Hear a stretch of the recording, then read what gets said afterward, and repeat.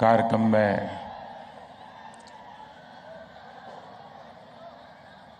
श्री नरेंद्र चौधरी जी, श्रीमती रमा देवी जी, बहन रचना, श्रीमान के लक्ष्मणन जी, उपस्थित सभी भक्तगण,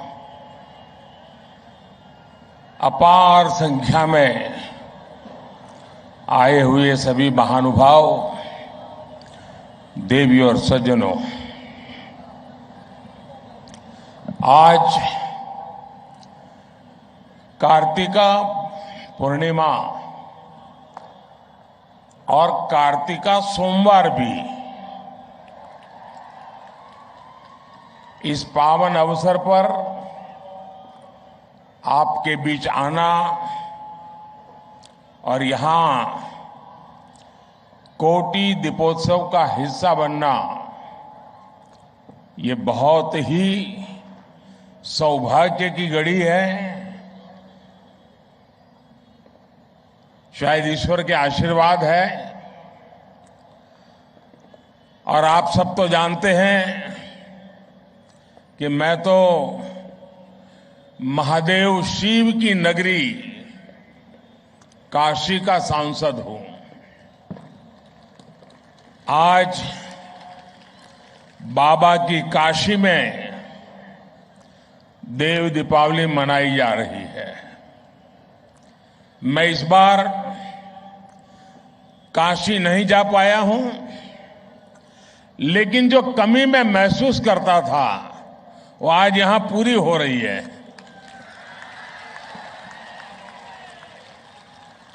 मुझे यहां आपके बीच में कोटि दीपोत्सव का हिस्सा बनने का सौभाग्य मिला है और वाकई आज का दिन बहुत ही धन्य करने वाला है। आज सुबह मुझे तिरुपति में भगवान वेंकटेश्वरा के भव्य दर्शन का सौभाग्य मिला, उनका आशीर्वाद मिला। वो अनुभव, वो अनुभूति, उनके चरणों में बिताए गए वो पल, उसका वर्णन शब्दों में करना बड़ा कठिन है। मैंने समस्त देशवासियों के कल्याण के लिए प्रार्थना की और सबके लिए परमात्मा से आशीर्वाद मांगा। आज गुरु नानक देव जी का प्रकाश पर्व भी है। अब से कुछ समय पहले मुझे हैदराबाद में ही गुरुद्वारे में गुरु ग्रंथ साहब के सामने माथा टेकने का भी अवसर मिला और इससे पहले मुझे दिन भर जनता जनार्दन का भी आशीर्वाद मिला। मेरे परिवारजनों, मुझे अक्सर मीडिया समूहों के अलग अलग कार्यक्रमों में हिस्सा लेने का अवसर मिलता रहता है, लेकिन ये कार्यक्रम सबसे अलग है। आज एनटीवी भक्ति समूह ने मुझे यहां भक्ति भाव से आप सबसे जुड़ने का अवसर दिया है। मैं थुम्मला नरेंद्र चौधरी जी, रमा देवी जी और उनके पूरे ग्रुप को इस भव्य आयोजन के लिए बहुत बहुत बधाई देता हूं। और अभी रमा जी मुझे बता रही थी कि 12 साल से हो रहा है और आज ये 12वां साल की एक विशेषता है आज के कार्यक्रम की। साथियों, तेलुगु लोगों के बीच आना हमेशा सुखद होता है। आपके पास एक समृद्ध संस्कृति और साहित्य है। श्री शैलम से वेमुलावाड़ा तक, भद्राचलम से आलमपुर तक, तिरुपति से यदाद्रि तक, यहां आस्था का, आध्यात्म का एक असीम सागर है। पोथना की भागवतम, रामदास की भक्ति कृतियां, अन्नमैया, नन्नैया, तिक्कना और येरा पैगड़ा रचनाएं, योगी वेमना की कविताएं, ऐसी अनेक समृद्ध धरोहर तेलुगु साहित्य की विरासत का प्रमाण है। आज हम यहां इस विरासत को और सशक्त होते हुए देख रहे हैं। साथियों, हमारे यहां कहा जाता है, दीप ज्योति परब्रह्म, दीप ज्योति परब्रह्म, यानी एक ज्योति भी परम ब्रह्म का स्वरूप होती है। इसका कारण यह है कि दीपक अंधकार का अंत करता है और प्रकाश का संचार करता है। जब हम दीपक की बात करते हैं तो इसका मतलब सिर्फ प्रकाश देने वाला एक माध्यम ही नहीं होता, बल्कि हमें अज्ञान और अभिमान से मुक्ति का भी रास्ता दिखाता है। और हम भारतीयों प्रभु राम की अयोध्या वापसी पर दिया जलाते हैं और आज भगवान शिव के धरती पर उतरने की खुशी में दिया जलाते हैं। दिया सबको जोड़ता है, सबको रास्ता दिखाता है। इसलिए जब 100 वर्ष का सबसे बड़ा संकट आया तो हम भारतीयों ने मिलकर दीपक जलाया। हमने वो दीप जलाया और आज भारत विजयी होकर विकास की नई गाथा लिख रहा है। मेरे परिवारजनों, आज यहां जलाए गए दियों का एक और संदेश है। इनमें से हर दिया आस्था का भी प्रतीक है और समृद्धि का भी प्रतीक है। ये दीप हमें विकसित भारत, आत्मनिर्भर भारत की राह दिखाते हैं। किसी पर्व पर जब हम कुछ भी स्वदेशी खरीदते हैं तो हम न जाने कितने परिवारों के घर में समृद्धि का दीप जलाने का काम करते हैं। हम ऐसे लोगों को कौशल और शिल्प की ज्योति प्रकाशित रखने के लिए भी प्रेरित करते हैं।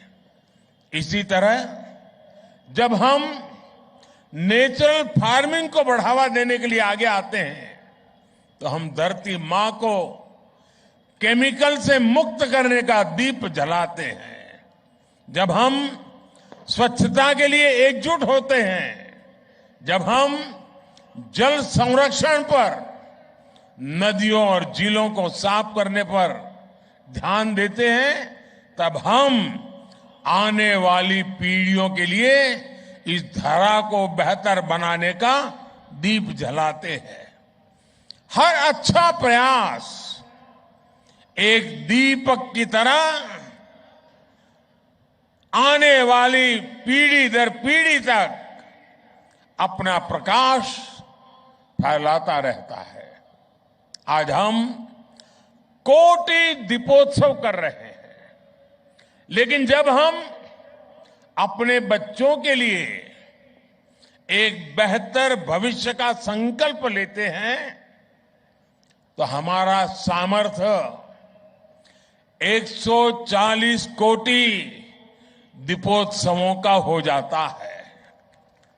साथियों, आज जब हम देवी देवताओं से प्रार्थना कर रहे हैं, मानवता के कल्याण की बात करते हैं, तो हमें अपनी प्रार्थना में उन श्रमिक भाइयों को भी स्थान देना है जो बीते करीब 2 सप्ताह से उत्तराखंड की एक टनल में फंसे हुए हैं।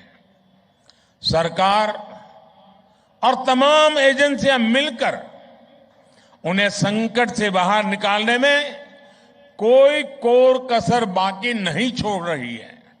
लेकिन इस राहत और बचाव अभियान को हमें बहुत सतर्कता से ही पूरा करना है। इस अभियान में प्रकृति हमें लगातार चुनौतियां दे रही है, लेकिन हम डटे हुए हैं, 24 घंटे प्रयास कर रहे हैं। हमें प्रार्थना करनी है उन श्रमिकों के सकुशल निकलने के लिए और जल्द से जल्द निकलने के लिए। हमें हिम्मत देनी है, हौसला देना है उन श्रमिकों के परिवार को कि पूरा देश आपके साथ है। देव दीपावली का हर दीप, कोटि दीपोत्सव का हर दीप उस टनल में फंसे श्रमिकों के जीवन में जल्द से जल्द प्रकाश लाए। हम सभी की यही प्रार्थना है। मेरे परिवारजनों, विकसित भारत का संकल्प तेज विकास और विरासत दोनों से ही सशक्त होगा। भारत सिर्फ एक राष्ट्र नहीं, उसका संकल्प तेज विकास और विरासत दोनों से ही सशक्त होगा। भारत सिर्फ एक राष्ट्र नहीं है का संकल्प तेज विकास और विरासत दोनों से ही सशक्त होने वाला है। और इसलिए हमें इन साधना के कामों को पूरी तरह बड़ी लगन से और बड़ी श्रद्धापूर्वक हमें करते रहना होगा। मैं इस भव्य समारोह, ये ठीक है कि मैं एक दूसरे वातावरण में इन दिनों व्यस्त हूं, लेकिन ये पवित्रता का माहौल, ये पवित्रता की कुछ पल हमारे लिए बहुत बड़ा सुकून लेकर के आती है। और आज जब हम आने वाली सदियों का भविष्य लिखने जा रहे हैं, तब हमें भारत के आत्मविश्वास को फिर नई बुलंदी लेनी है। इसलिए हमारी सरकार विकास भी और विरासत भी इस प्रेरणा के साथ काम कर रही है। आज देश अपने पावन धामों, अपने संतों, ऋषियों, तपस्वियों को सम्मान दे रहा है। केदार धाम हो, काशी विश्वनाथ हो, उज्जैन महाकाल हो, हर धाम के विकास पर बल दिया जा रहा है। और अब तो बस कुछ ही दिनों का इंतजार बाकी है। अयोध्या नगरी में भगवान राम का भव्य मंदिर बस पूरा ही होने वाला है। मेरे परिवारजनों, तेलंगाना तो सांस्कृतिक और आध्यात्मिक वैभव से बहुत समृद्ध है।